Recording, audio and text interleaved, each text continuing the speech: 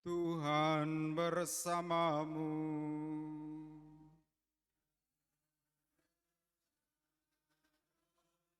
Inilah Injil suci menurut Matius.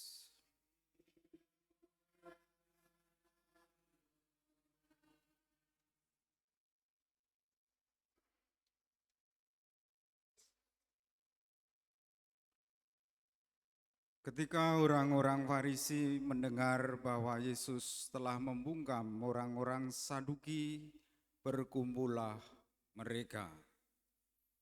Salah seorang dari mereka, seorang ahli Taurat, bertanya untuk mencobai Yesus. Guru, perintah manakah yang terutama dalam hukum Taurat? Jawab Yesus kepadanya, kasihilah Tuhan Allahmu dengan segenap hatimu, dengan segenap jiwamu, dan dengan segenap akal budimu. Itulah perintah yang terutama dan yang pertama. Perintah yang kedua yang sama dengan itu ialah, kasihilah sesamamu manusia seperti dirimu sendiri. Pada kedua perintah inilah tergantung seluruh hukum Taurat dan kitab para nabi. Demikianlah sabda Tuhan.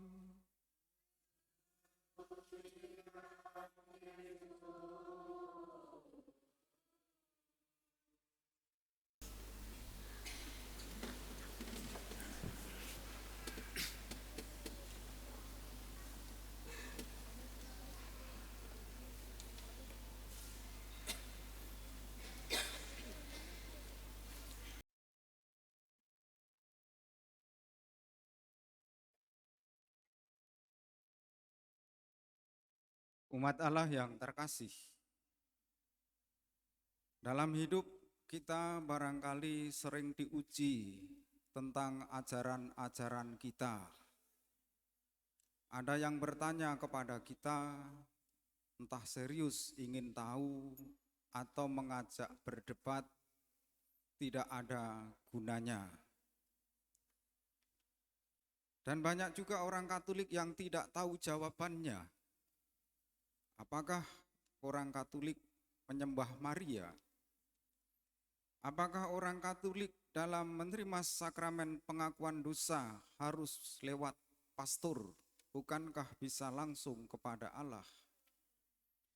Dan karena pertanyaan-pertanyaan yang tidak bisa dijawab itu, orang Katolik lalu pindah agama. Kita mesti belajar terus-menerus tentang pengetahuan agama kita dan menghayatinya. Yesus menjawab pertanyaan seorang ahli Taurat yang bermaksud menjajaki pengetahuan keagamaan Yesus. Manakah perintah yang paling utama dalam hukum Taurat? Yesus pun menjawab, perintah yang terutama dan yang pertama ialah, kasihilah Tuhan Allahmu dengan segenap hatimu dan dengan segenap jiwamu dan dengan segenap akal budimu. Seperti termuat dalam kitab Ulangan bab 6 ayat 5. Dan perintah yang kedua ialah, kasihilah sesamamu manusia seperti dirimu sendiri, yang termuat dalam kitab Imamat 19 ayat 18. Lalu Yesus menambahkan, pada kedua perintah itu terkandung seluruh hukum Taurat dan kitab para nabi. Kitab para nabi bagi orang Yahudi meliputi kitab-kitab sejarah dari hakim-hakim sampai raja-raja, termasuk nabi-nabi, Nabi Yesaya, Yeremia, Yehezkiel, ke-12 nabi lain. Dari semua itu, Yesus menjawab tentang perintah yang utama dan pertama. Pertanyaan kepada Yesus, Guru, perintah manakah yang terutama dalam hukum Taurat? Tentu membuat orang berpikir dari sekian banyak perintah dalam Taurat, manakah yang paling pokok? Dalam rumusan aslinya, pertanyaan tadi sebenarnya berbunyi, Guru, perintah macam apa bisa disebut sangat agung di dalam Taurat? Jadi yang dipertanyakan bukanlah yang mana, melainkan macamnya, jenisnya, kategorinya. Pertanyaan ini mengarah pada ciri-ciri yang membuat perintah tertentu dapat dikatakan perintah agung.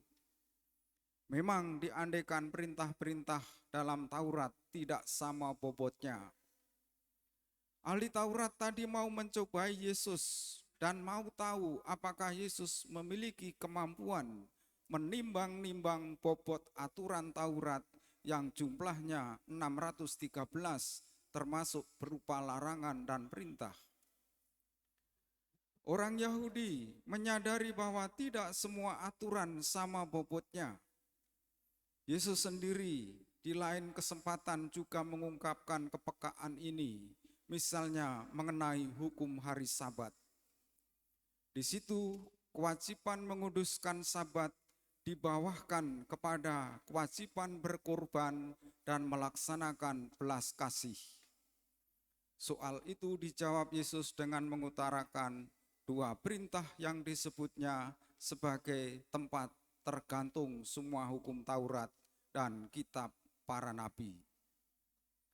Umat Allah yang terkasih, perintah mengasihi Tuhan Allah dengan sepenuh-penuhnya yang dikutipnya dari kitab Ulangan bab 6 ayat 5 itu termasuk ayat-ayat suci yang wajib didoakan 2 kali sehari, pagi dan petang, bagi orang Yahudi yang saleh. Seperti dalam agama Islam, mereka wajib azan selama 5 kali dalam waktu 24 jam. Perintah Imamat 19 ayat 8 mengenai mengasihi sesama itu disertakannya sebagai perintah utama. Jawaban Yesus menunjukkan inti ajaran Taurat dan para nabi. Dari hukum-hukum dan kisah-kisah yang mengajarkan hidup sebagai orang yang percaya, Yesus memenuhi kedua perintah utama tadi. Kalau kita membaca seluruh Injil, seluruh hidup Yesus diserahkan untuk mengasihi Bapa dan manusia dengan kesadaran penuh dan keyakinan juga tekad yang bulat. Dan semuanya itu terungkap dalam kesediaannya ikut merasakan yang dialami orang lain. Yesus percaya orang lain juga seperti dia sendiri dikasihi Allah dan oleh karenanya dapat mengasihi Allah juga. Itulah inti hidup orang Kristiani, sebetulnya menomorsatukan Allah dan sesama, bukan aturan-aturan agama belaka yang malah bisa menjauhkan orang dari sesama dan dari Allah sendiri.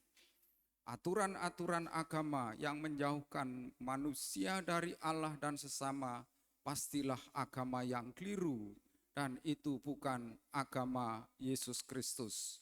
Itu bukanlah gereja. Bagaimana contoh-contoh konkret dalam mengasihi sesama? Bacaan tadi memberi 3 gambaran.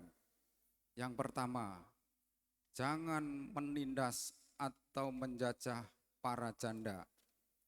Dengan itu gereja juga membuat protokol perlindungan bagi anak-anak dan orang tua rentan.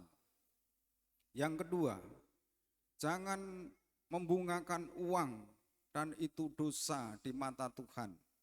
Kalau meminjamkan uang kepadamu, kepada sesamamu, janganlah dikasih bunga sehingga malah menjajah. Yang ketiga, kalau ada sesuatu yang dipinjam dari sesamamu, entah apapun itu, mungkin di rumah sekarang ada milik sesamamu yang belum dikembalikan, pulang dari gereja harus segera dikembalikan. Karena menyimpan barang orang lain adalah bentuk perlawanan terhadap kasih.